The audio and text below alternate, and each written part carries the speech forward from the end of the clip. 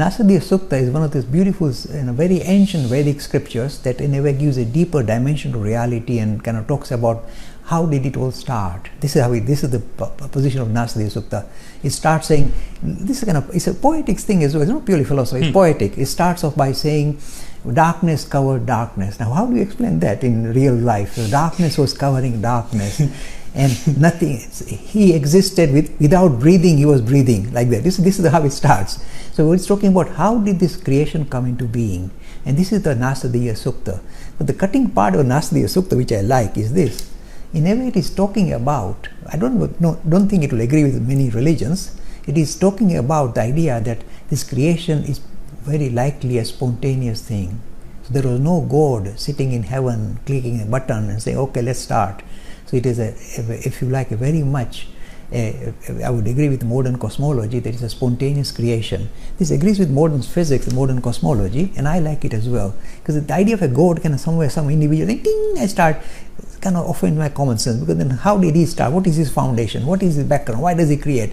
All these issues arise. And if he's a human figure, a superhuman figure, he's in trouble. So I rather focus on this spontaneous creation that comes with modern cosmology. In the end verse of the Nasadiya Sukta, it says very cuttingly, it says, how this came about, this thing of darkness covering darkness turning into this world, how did this come about?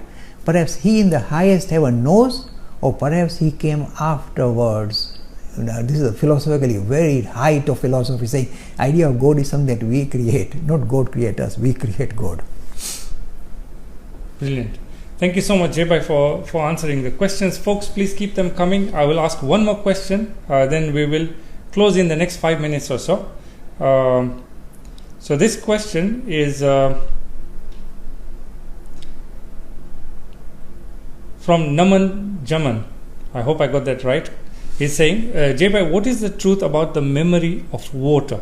So yes. Scientists don't seem to accept this, yet there are Nobel Prize winners like Luc Montagnier who claims that it may be true.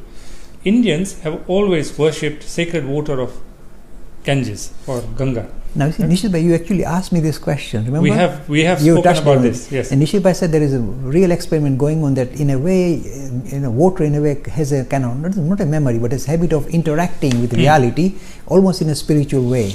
And some professors have been kind of working on it and say how thoughts, etc., can affect the way the water kind of makes its appearance and so on. Now, look, this is a technical thing, and I don't really have that kind of 100% knowledge about it to really comment, very honestly. But it's nice that we have recognized, look, fire, water, earth, wind, this is the standard way the whole of humanity kind of try to relate to reality. Whole of the humanity in these 5 elements we talk about, fire, water, solid, liquid, gas, fire and ether are kind of standard way humanity has been trying to relate to reality. And water is of course one of the central one.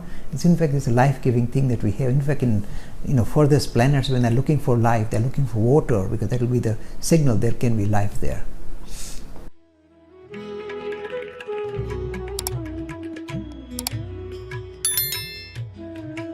Free e-learning course in Hinduism. To register, please visit www.hindu-academy.com.